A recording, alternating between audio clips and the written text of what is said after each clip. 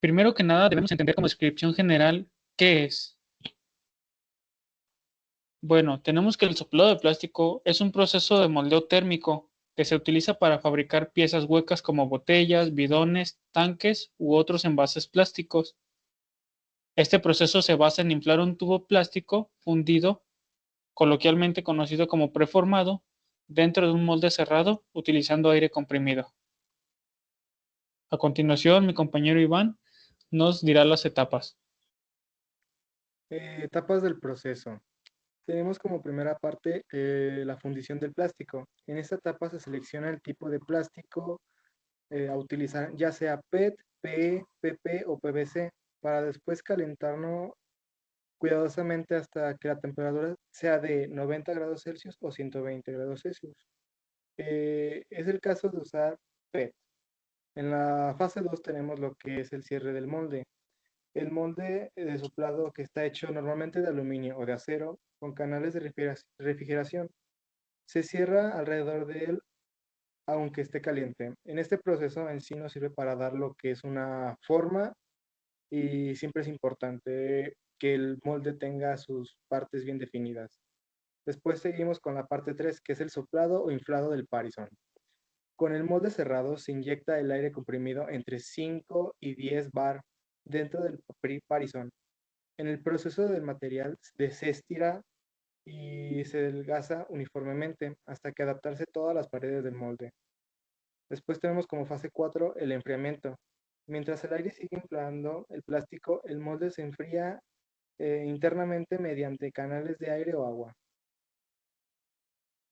Después tenemos lo que es la parte 5, que es apertura y extracción del molde. Después de que se enfríe y endurece el plástico, se abre el molde automáticamente y se corta posibles excedentes del plástico.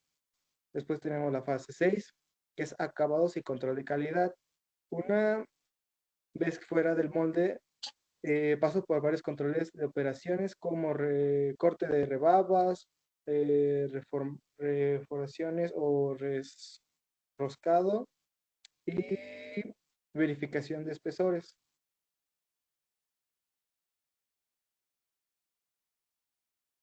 Tenemos las variaciones de soplado con molde. A continuación, mi compañero Manuel nos hablará del tema. Bueno, el soplado de polímeros tiene distintas variaciones. Un ejemplo sería el método de extrusión soplado, que se basa o se enfoca mayormente en la fabricación de moldes de mayor capacidad. Un ejemplo serían los garrafones de agua o tinacos o cisternas plásticas. Otro ejemplo sería la inyección soplada, que se enfoca mayormente en la creación de unidades de una capacidad menor. Un ejemplo serían jeringas o botellas para los medicamentos. También tiene una variación que es el soplado sin molde. Este es muy poco usado por distintas, distintas características que no se buscan mucho en la fabricación de ciertas piezas.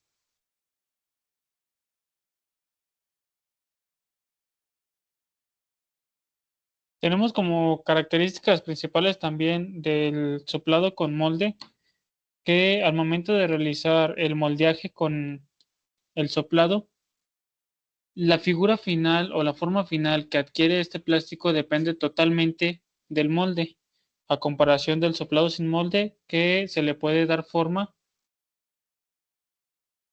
poco específica. A continuación tenemos los parámetros. Nos hablará del tema mi compañero Vladimir. Y los parámetros constan de diferentes secciones. Por ejemplo, la temperatura. En este caso, para el polietileno, tiene que estar a una temperatura de 170 a 220 grados Celsius. Para el propileno, tiene que estar de unos 190 a 240 grados Celsius. Y para el PET, de 90 a 110 Celsius. La presión del soplado tiene que estar de 0.5 MPa a 525 bar. En productos que necesitan mayor orientación como el PET, requieren hasta 4 MPa.